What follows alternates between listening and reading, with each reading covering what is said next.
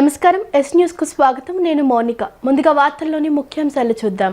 తిరుమల శ్రీవారి లడ్డు ప్రసాదంలో కల్తీ అంశంపై వీడియో పోస్ట్ చేసిన డిప్యూటీ సీఎం పవన్ కళ్యాణ్, న్యాయం జరిగే వరకు ఎన్డీఏ ప్రభుత్వం ఈ విషయాన్ని కొనసాగిస్తుందని పవన్ వెల్లడి. శ్రీశైలం బ్రహ్మరంభ మల్లికార్జున స్వామి ఆలయంలో ఫిబ్రవరి 8 నుంచి 18వ తేదీ వరకు జరగనున్న మహాశివరాత్రి బ్రహ్మోత్సవాలు 11 రోజుల పాటు ఘనంగా జరగనున్న బ్రహ్మోత్సవాలు. తిరుమల లడ్డు తయారీకి ఉపయోగించిన కల్తీ నెయ్యి అంశం రాజకీయాలు లేదా ఏ మతాన్ని లక్ష్యంగా చేసుకోవడానికి సంబంధించినది కాదని ఏపీ ఉప ముఖ్యమంత్రి పవన్ కళ్యాణ్ అన్నారు. ఇది విశ్వాసం, జవాబుదారీతనానికి సంబంధించిందని ఆయన చెప్పారు. తిరుమల శ్రీవారి లడ్డు ప్రసాదంలో ఉపయోగించిన నకిలీ నెయ్యి వివాదంపై AP deputy CM Pawan Kalyan ఒక వీడియో విడుదల చేశారు. సోషల్ మీడియా మాధ్యమం ఎక్స్ ఖాతాలో సదరు వీడియో పోస్ట్ చేశారు.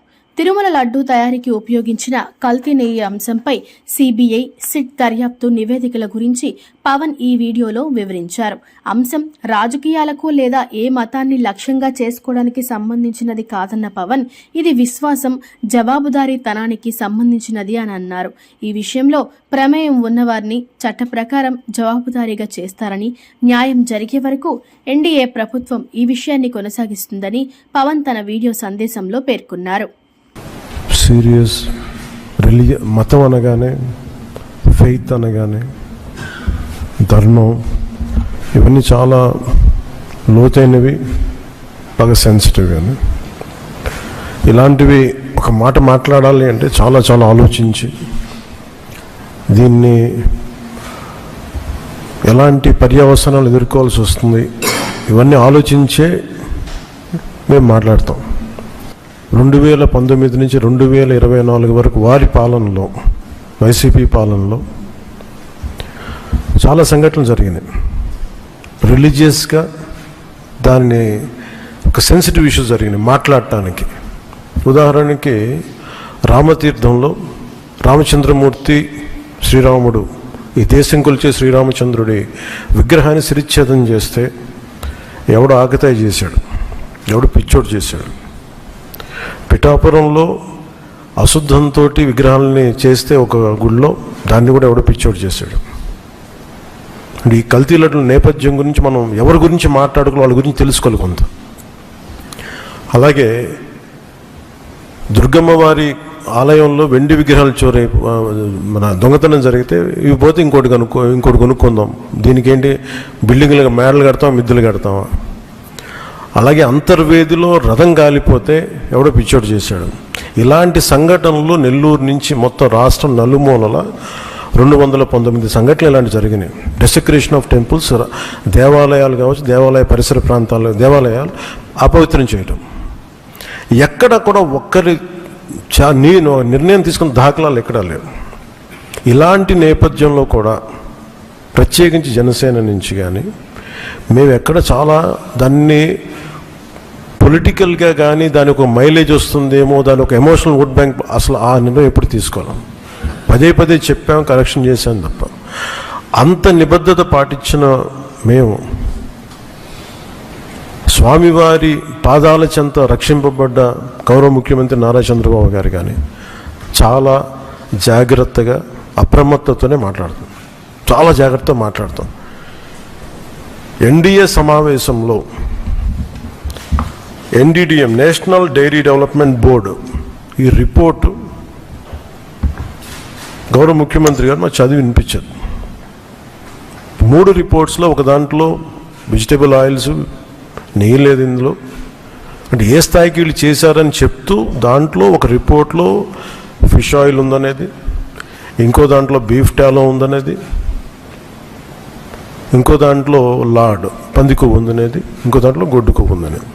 ఇది చాలా సెన్సిటివ్ ఇష్యూ. ఇది ఒక రిపోర్ట్, అది సాలిడ్ రిపోర్ట్.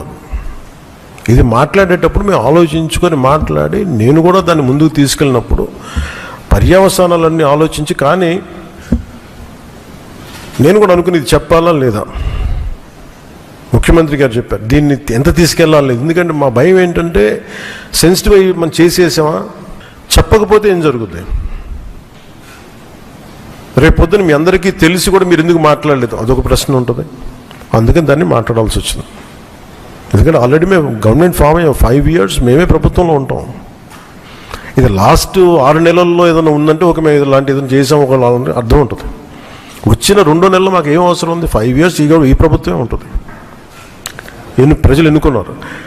ఇది తీసుకెళ్ళకపోతే తప్పు అవుద్ది. ఎందుకంటే మా బేసిక్గా అందరం ప్రతి మతాన్ని గౌరవించే సంస్కృతి ఇది. ఈ దేశంలో హైందవ సంస్కృతి లేకపోతే మిగతా సంస్కృతులు లేవు. అలాంటి హైందవ సంస్కృతి మీద ఇంత అపవిత్రం జరిగినప్పుడు వీళ్ళు రిపీటెడ్గా చేస్తున్నప్పుడు ఇది చెప్పాలా లేదా అని కూర్చొని చాలా తర్జనలు పడి నాకు పర్సనల్గా గిల్ట్ ఉండి అరే మనం ఇంత కళ్ళ ముందు ఇంత రిపోర్ట్ మాట్లాడకపోవటం అని చెప్పి చేసిన తర్వాత తద్వారా మీ అంశాలు తెలుసు. శ్రీశైలం భ్రమరాంబ మల్లికార్జున స్వామి ఆలయంలో ఫిబ్రవరి 8వ తేదీ నుంచి 18వ తేదీ వరకు 11 రోజుల పాటు జరగనున్న మహాశివరాత్రి బ్రహ్మోత్సవాలకు మంత్రి నారా లోకేష్ కు ఆహ్వానం పలికారు. ఈ మేరకు ఉండవల్లి నివాసంలో ఎమ్మెల్యే బుడ్డా రాజశేఖర్ రెడ్డి, ఆలయ బోర్డు చైర్మన్ రమేష్ నాయుడు, ధర్మకర్తల మండలి సభ్యులు, అధికారులు మంత్రి నారా లోకేష్ ను కలిసి ఆహ్వాన పత్రికను అందజేశారు. ఈ సందర్భంగా ఆలయ పండితులు మంత్రి లోకేష్ కు ప్రత్యేక ఆశీర్వచనాలు ఇచ్చారు. స్వామివారి చిత్రపటం, ప్రసాదాలను అందజేశారు. మహానందిలో జరిగే మహాశివరాత్రి బ్రహ్మోత్సవాలకు కూడా మంత్రి లోకేష్ ను ఎమ్మెల్యే రాజశేఖర్ రెడ్డి ఆహ్వానించారు. కూటమి ప్రభుత్వం విద్యార్థుల ఆరోగ్యానికి పెద్దపీట వేస్తున్నారని సెంట్రల్ ఎమ్మెల్యే బొండా ఉమామహేశ్వరరావు అన్నారు. కార్పొరేట్ స్కూల్స్ కు ఏమాత్రం తీసిపోకుండా పిల్లలకు నాణ్యమైన విద్య, మంచి భవిష్యత్తు కల్పించేందుకు ప్రభుత్వం వేల కోట్ల రూపాయలను ఖర్చు చేస్తోందని అన్నారు.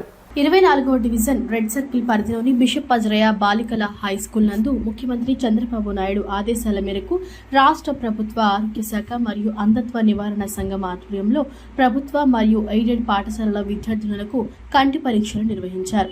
ఈ కంటి పరీక్షలలో దృష్టిలోపం కలిగిన 35 మంది విద్యార్థినులను గుర్తించి వారికి ఉచితంగా కళ్ళజోడులు పంపిణీ చేయడం జరిగింది. విద్యార్థినుల కంటి ఆరోగ్యంపై ప్రత్యేక శ్రద్ధతో ఈ కార్యక్రమాన్ని నిర్వహించడం పట్ల పాఠశాల యాజమాన్యం హర్షం వ్యక్తం చేసింది. ఈ కార్యక్రమానికి ముఖ్య అతిథిగా ప్రభుత్వ విప్, సెంట్రల్ నియోజకవర్గ శాసనసభ్యులు బొండా ఉమామహేశ్వరరావు పాల్గొని దృష్టిలోపం ఉన్న విద్యార్థినులకు స్వయంగా కళ్ళజోడులు అందజేశారు. ఈ సందర్భంగా బొండా ఉమ మాట్లాడుతూ ఈ రాష్ట్రంలో చదువుకునే ప్రతి పిల్లవాడికి ఈ ప్రభుత్వం అండగా నిలుస్తోందని తెలిపారు. గవర్నమెంట్ స్కూల్స్, ప్రైవేట్ స్కూల్స్, అలాగే ఎయిడెడ్ స్కూల్స్ అన్న తేడా లేకుండా ప్రతి విద్యార్థికి సమానంగా మద్దతు అందిస్తున్నామని అన్నారు. రాష్ట్ర వ్యాప్తంగా సుమారు 65 లక్షల మంది విద్యార్థులకు తల్లికి వందనం పథకం ద్వారా ప్రతి సంవత్సరం నేరుగా ఆర్థిక సహాయం అందిస్తున్నామని, అలాగే గవర్నమెంట్ మరియు గవర్నమెంట్ ఎయిడెడ్ స్కూల్స్లో చదువుతున్న విద్యార్థులకు uniforms, text books, notebooks, shoes, belts వంటి చదువుకు అవసరమైన అన్ని సదుపాయాలను ఉచితంగా అందిస్తున్నామని అన్నారు. అదేవిధంగా డొక్కా సీతమ్మ పేరు మీద విటమిన్లు, మినరల్స్, ప్రోటీన్స్ సమపాళ్లలో ఉండేలా నాణ్యమైన పౌష్టికాహారంతో కూడిన మధ్యాహ్న భోజనాన్ని ఉచితంగా అందిస్తున్నామని అన్నారు. పిల్లల ఆరోగ్యంపై ప్రత్యేక దృష్టితో హెల్త్ డిపార్ట్మెంట్ ద్వారా నియమిత ఆరోగ్య పరీక్షలు నిర్వహిస్తూ అవసరమైన సందర్భాలలో మందులు కూడా పూర్తిగా ఉచితంగా అందిస్తున్నామని తెలిపారు. ఈరోజు ఈ రాష్ట్రంలోని చదువుకునే పిల్లలందరికీ కూడా ఈ ప్రభుత్వం అండగా ఉంటా ఉంది. గవర్నమెంట్ స్కూల్సు, ప్రైవేట్ స్కూల్సు, అలాగే ఎయిడెడ్ స్కూల్సు ఎవరైతే పిల్లలు చదువుకుంటా ఉన్నారో ఈ రాష్ట్రంలో 65 లక్షల మంది పిల్లలకి తల్లికి వందనం పేరు మీద ప్రతి సంవత్సరం ఎంతమంది పిల్లలు ఉంటే అంతమందికి డబ్బులు ఇస్తున్నాం.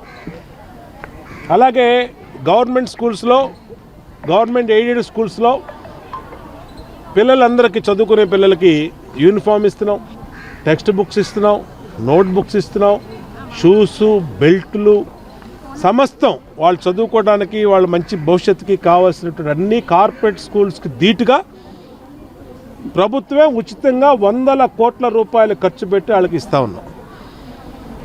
ఇంతేకాకుండా మధ్యాహ్నం పూట డొక్కా సీతమ్మ గారి పేరు మీద ఒక పౌష్టికాహారాన్ని, ఏదో క్వాలిటీ లేని ఫుడ్ కాకుండా విటమిన్స్, మినరల్స్, ప్రోటీన్స్ అన్నీ కూడా మిక్స్ అయ్యేటట్టుగా పౌష్టికాహారం మెనూని తయారు చేసి మధ్యాహ్నం భోజనం ఉచితంగా పెడతా ఉన్నాం.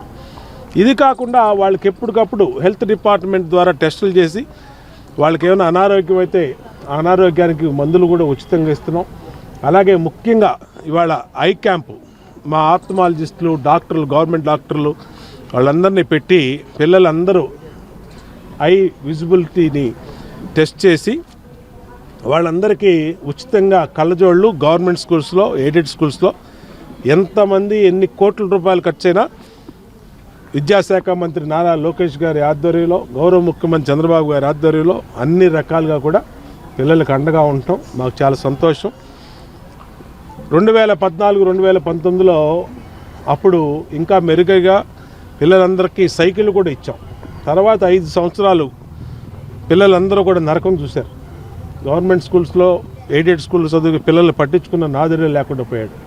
మళ్ళా 2024లో చంద్రబాబు నాయుడు గారు ముఖ్యమంత్రి అయినాక ఇవాళ స్కూల్స్కి పూర్వ వైభవం వచ్చింది. పిల్లల భవిష్యత్తు కోసం ప్రభుత్వం ఖర్చు చేస్తూ ఉంది, అన్ని రకాలుగా అండగా ఉంటుంది. ఈ బిషప్ ఆంజనేయ స్కూల్ చాలా చరిత్ర కలిగినటువంటి స్కూల్. ఇది గర్ల్స్కి ప్రత్యేకంగా ఉన్నటువంటి స్కూల్స్. ఎంతోమంది స్కూల్స్ నుంచి ఉన్నతమైన విద్యని అభ్యసించి ఉన్నత స్థానాల్లో ఐఏఎస్లు, ఐపీఎస్లు, ఆర్డీఓలు, కలెక్టర్లు అనేక పొజిషన్స్లో ఉన్నారు. చాలా సంతోషం. ఇక్కడే మా అక్క కూడా ఈ స్కూల్లో చదువుకోవటం మాకు చిన్నప్పటి నుంచి కూడా తెలుసు. 100 సంవత్సరాలు నిండుతున్న బిషప్ ఆంజనేయ స్కూల్స్ ఇవాళ కూడా ఆ క్వాలిటీలో కానీ ఎడ్యుకేషన్లో కానీ ఎక్కడా కూడా కాంప్రమైజ్ అవ్వకుండా అందరూ హెచ్ఎం గారు వాళ్ళ స్టాఫ్ అందరూ కూడా మంచి పిల్లలందరినీ తమ సొంత బిడ్డల్లాగా చూసుకుంటూ వాళ్ళందరికీ కాపాడుకుంటాం. సంతోషం. వాళ్ళని కూడా అభినందిస్తూ గవర్నమెంట్ స్కూల్స్లో, ఎయిడెడ్ స్కూల్స్లో పిల్లల కోసం ఎంతవరకైనా మేము ఈ ప్రభుత్వం నుంచి అండగా ఉంటామని తెలియజేస్తాం. ఎంతో పేరు ప్రఖ్యాతులు ఉన్నటువంటి బిషప్ ఆంజనేయ స్కూల్లో దృష్టి లోపం ఉన్నటువంటి చిన్నారులకు పరీక్షలు నిర్వహించి మరి సుమారుగా 30-40 మంది ఈ కళాశాల విద్యార్థినులకు ఉచితంగా కళ్ళజోళ్ళ పంపిణీ కార్యక్రమాన్ని జిల్లా వైద్య శాఖ, తెలుగుదేశం ప్రభుత్వం, కూటమి ప్రభుత్వం ఆధ్వర్యంలో ఏర్పాటు చేయడం జరిగింది. మరి ఈ కార్యక్రమం మన స్థానిక శాసనసభ్యులు, ఎంతో సహృదయం కలిగినటువంటి వ్యక్తి, పిలిస్తే పలికే నాయకుడు, పేద ప్రజల ఆశాజ్యోతి అన్న బోండా ఉమేశ్వరరావు గారి చేతుల మీదుగా ఈ కళ్ళజోళ్ళ పంపిణీ కార్యక్రమం నిర్వహించుకోవడం జరిగింది. మరి కూటమి ప్రభుత్వం మున్సిపల్ స్కూల్స్లో, ప్రభుత్వ పాఠశాలల్లో బుక్స్ ఇస్తున్నాము, బ్యాగులు ఇస్తున్నాము, టైలు ఇస్తున్నాము, బూట్లు ఇస్తున్నాము, మధ్యాహ్నం భోజన పథకాలను కూడా ఏర్పాటు చేసాము. పిల్లల్లో చేయాల్సింది ఓన్లీ చదువుకోవటమే అని చెప్పి, మీరు బాగా చదువుకొని మీ ఉజ్వల భవిష్యత్తు బాగుండాలని చెప్పి బోండా ఉమేశ్వరరావు గారు పిల్లలందరూ కూడా పిలుపునిచ్చి ప్రభుత్వ పరంగా అన్ని కార్యక్రమాలు మీకు చేసి పెడతామని హామీ ఇచ్చి, ప్రభుత్వం నుంచి కాకుండా సొంత నిధులతో కూడా అవసరమైతే ఏర్పాటు చేస్తామని చెప్పి బోండా ఉమేశ్వరరావు గారు చెప్పడం జరిగింది. విద్యా వ్యవస్థను అగ్రగామిగా తీర్చిదిద్దడానికి విద్యాశాఖ మంత్రి నారా లోకేష్ తీవ్రంగా కృషి చేస్తున్నారని తూర్పు నియోజకవర్గ ఎమ్మెల్యే గద్దె రామ్మోహన్ అన్నారు. శనివారం తూర్పు నియోజకవర్గ పరిధిలోని 9వ డివిజన్ కృష్ణవేణి స్కూల్ రోడ్డులో డీమార్ట్ ఎదురుగా ఉన్న కొమ్మ సీతారామయ్య జిల్లా పరిషత్ బాలికున్నత పాఠశాల ఆవరణలో ఉజ్జయిని ఫైనాన్స్ బ్యాంకు వారు సీఎంఆర్ ఫండ్స్ ద్వారా 10 లక్షల వ్యయంతో నిర్మించిన భోజనశాల ప్రారంభోత్సవ కార్యక్రమం జరిగింది. తూర్పు నియోజకవర్గ ఎమ్మెల్యే గద్దె రామ్మోహన్ హాజరై భోజనశాలను ప్రారంభించారు. ఈ సందర్భంగా ఎమ్మెల్యే గద్దె రామ్మోహన్ మాట్లాడుతూ ఉజ్జయిని ఫైనాన్స్ బ్యాంకు వారు 10 లక్షలను సిఎస్ఆర్ ఫండ్స్ ను కేటాయించి బాలికల భోజనశాలను నిర్మించడం అభినందనీయమన్నారు. ముఖ్యమంత్రి నారా చంద్రబాబు నాయుడు ముఖ్యమంత్రి అయిన తర్వాత సిఎస్ఆర్ ఫండ్స్ ద్వారా సేవా కార్యక్రమాలు చేయడానికి చాలా మంది ముందుకు వస్తున్నారని అన్నారు. ఇవాళ చాలా మంది సోషల్ రెస్పాన్సిబిలిటీగా చాలా మంది వస్తూ ఉన్నారు. వచ్చి ఎక్కువగా ఎవరిని అడిగినా కూడా స్కూల్స్కి, హాస్పిటల్స్కి ఇవ్వటానికి సిద్ధంగా ఉన్నారు. అంటే మనకి విద్య, వైద్యం ఈ రెండు కూడా అన్ని సౌకర్యాలు కలిగి మంచి వాతావరణంలో చదువుకుంటే, పిల్లలు చదువుకుంటే మంచి పౌరులుగా తీర్చిదిద్దబడతారు. అదేవిధంగా హాస్పిటల్స్ అయితే అందరికీ ఆరోగ్యాన్నిచ్చే హాస్పిటల్స్, ఈ రెండింటి యొక్క బాగు కోసం చాలా కంపెనీలు కూడా ముందుకు వస్తున్నాయి. ఇప్పుడే మా సాయిబాబు గారు ప్రాతినిధ్యం వహిస్తున్న సంజయ్ గాంధీ నగర్లో అక్కడ ఒక స్కూల్ ఉంది, కడు పేదవారు చదువుకునే స్కూలు. దానిలో గత ప్రభుత్వంలో కొంత పనిచేసి సగంలో వదిలేయటం వల్ల అది పూర్తి చేయడానికి 10 లక్షలు కావాలంటే వాళ్ళ కలెక్టర్ గారు వస్తారేమో ఇక్కడికి అడుగుదామని ఆయన కూడా రావడం జరిగింది. కలెక్టర్ గారికి మైలవరంలో ఒక కార్యక్రమంలో ఇరుక్కుపోవటం వల్ల ఇంకా చాలా సమయం పట్టేటట్టుంది అని వారు నాకు ఫోన్ చేసి మీరు కొంచెం కార్యక్రమం కానిచ్చిన సార్ అని చెప్పారు. మోడీ తెచ్చిన 4 లేబర్ కోడ్స్ వలన పోరాడే హక్కు కోల్పోతారని, ఆటో మోటార్ కార్మికులపై భారాలు వేసే చట్టాలపై మాట్లాడే హక్కు ఉండదని Vijayawada city auto workers CITU అధ్యక్షులు Donipudi Kashinath, CITU central city ప్రధాన కార్యదర్శి కె దుర్గారావు తెలిపారు. మన హక్కులు కాపాడుకోవడం కోసం దేశవ్యాప్తంగా జరిగే సమ్మెలో ఆటో మోటార్ కార్మికులు పాల్గొనాలని పిలుపునిచ్చారు. బీజేపీ ప్రభుత్వం తీసుకువచ్చిన 4 లేబర్ కోడ్లకు వ్యతిరేకంగా దేశవ్యాప్తంగా జరిగే సమ్మెలో ఆటో కార్మికులు పెద్ద ఎత్తున పాల్గొనాలని కోరుతూ ఈరోజు రైల్వే స్టేషన్ మెయిన్ గేట్ గడియార స్తంభం వద్ద విస్తృత సమావేశం జరిగింది. అనంతరం బంద్ పోస్టర్ విడుదల చేశారు. ఈ సందర్భంగా వారు మాట్లాడుతూ బీజేపీ తెలుగుదేశం కూటమి ప్రభుత్వ విధానాల కారణంగా ఆటో మోటార్ రంగ కార్మికులు ఆర్థికంగా తీవ్ర ఇబ్బందులు పడుతూ వారి కుటుంబాలను పోషించుకోలేని పరిస్థితులు ఏర్పడ్డాయని అన్నారు. ఆంధ్రనాట్య వికాసానికి ప్రభుత్వాల మద్దతు అవసరమని ప్రముఖ ఆంధ్రనాట్య కళాకారిణి దెందులూరి పద్మమోహన్ తెలిపారు. ప్రాచీన కళారూపమైన ఆంధ్రనాట్యానికి ప్రపంచ స్థాయిలో పునః వైభవం కలిగించేందుకు సమగ్ర కృషి అవసరమని ఆమె పేర్కొన్నారు. ఆంధ్రనాట్యానికి ప్రాచుర్యం కల్పించాలనే ఉద్దేశంతో ఈ నెల 8న ఎంబీవీకే భవన్లో ఆంధ్రనాట్య సంగమం ప్రదర్శన నిర్వహిస్తున్నట్లు ఆమె తెలిపారు.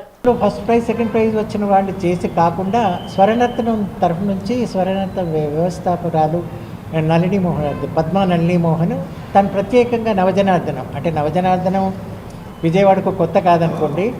ఎప్పటి నుంచి పోలవరం కోటేశ్వరరావు గారు, తర్వాత అప్పుడు రామచంద్రరావు గారు, మీకు అందరికీ తెలిసే ఉంటుంది, పత్రికా విలేకరి గారు, తర్వాత కర్ణాటి ఆయన గారు, వీళ్ళందరూ ఉన్నప్పటి నుంచి ఇక్కడ జరిగినవే విజయ వికాస వేదిక అలాంటి సంస్థల ద్వారా జరిగినటువంటి ప్రదర్శనలే. కానీ మళ్ళీ ఒకసారి ఆ నవజనార్దనంలో కొత్త ఐటమ్స్ అన్ని తీసుకొని రేపు ఈవిడ ప్రదర్శిస్తున్నారు పద్మమోహన్.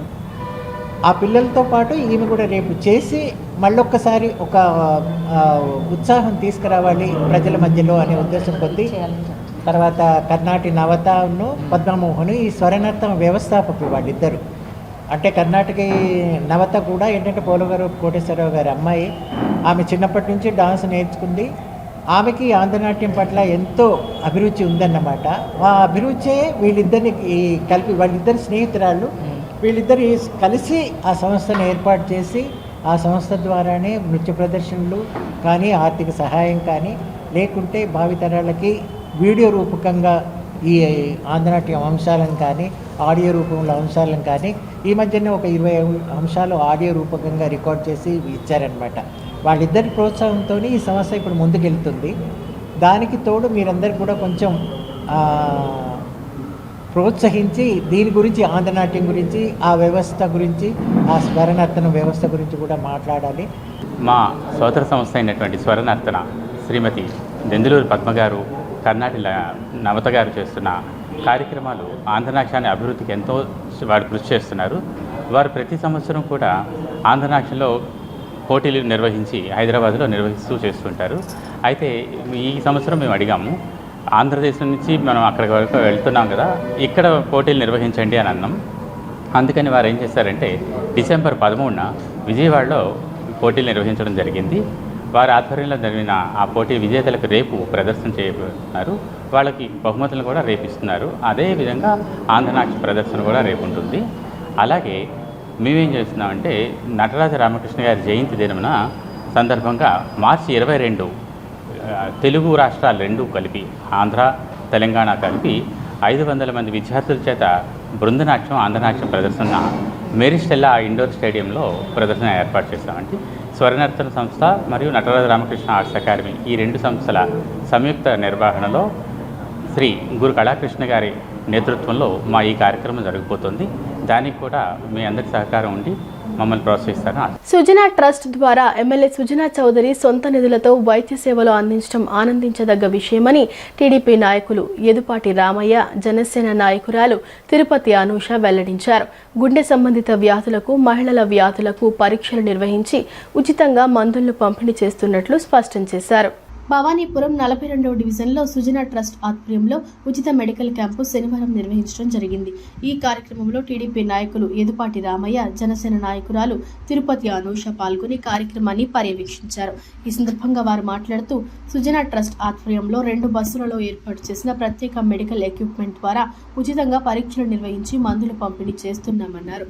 ప్రతి శని ఆదివారాల్లో 2 బస్సులు ఒక్కొక్క డివిజన్కు వెళ్లి వైద్య సేవలు అందిస్తాయన్నారు. పశ్చిమ ఎమ్మెల్యే సుజనా చౌదరి సొంత నిధులతో ఈ కార్యక్రమాన్ని నిర్వహిస్తున్నామని అన్నారు.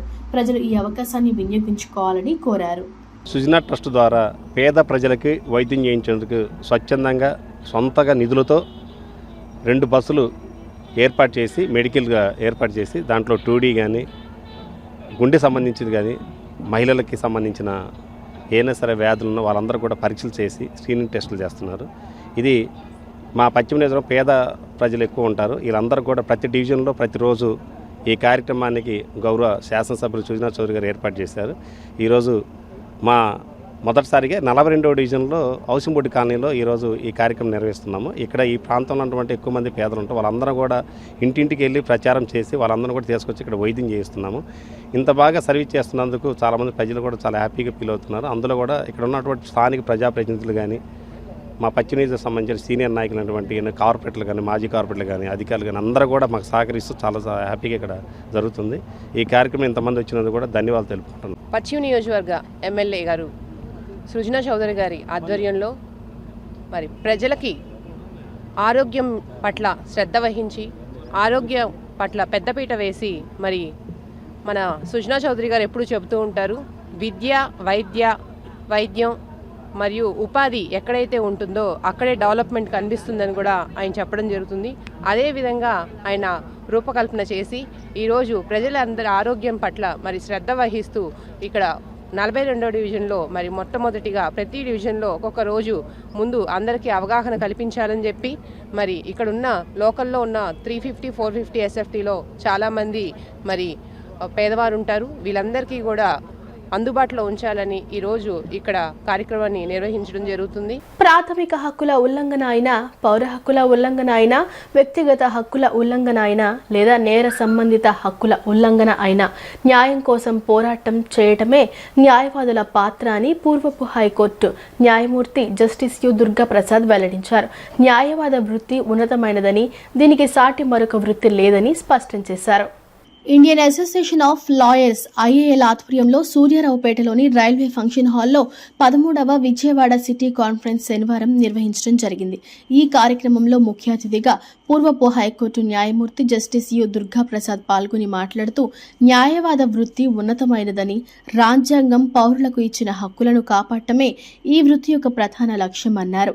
ఈ కార్యక్రమంలో పాల్గొన్న ఐఏఎల్ జాతీయ ప్రధాన కార్యదర్శి చలసాని అజయ్ బాబు మాట్లాడుతూ రాజ్యాంగం ప్రజలకు ఇచ్చిన ప్రాథమిక హక్కులను ఎలా కాపాడాలి అన్న అంశంపై పూర్వపు న్యాయమూర్తి న్యాయవాదులకు వివరించారన్నారు.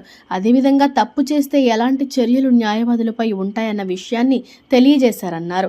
ఐఏఎల్ స్థాపించిన నాటి నుండి ప్రజల హక్కుల పరిరక్షణ కోసం పోరాటం చేస్తున్నామని అన్నారు. జూనియర్ అడ్వకేట్స్ కోసం ప్రత్యేకంగా తరగతులు, పరీక్షలు నిర్వహించి వారిని ఎడ్యుకేట్ చేస్తున్నామని చెప్పారు.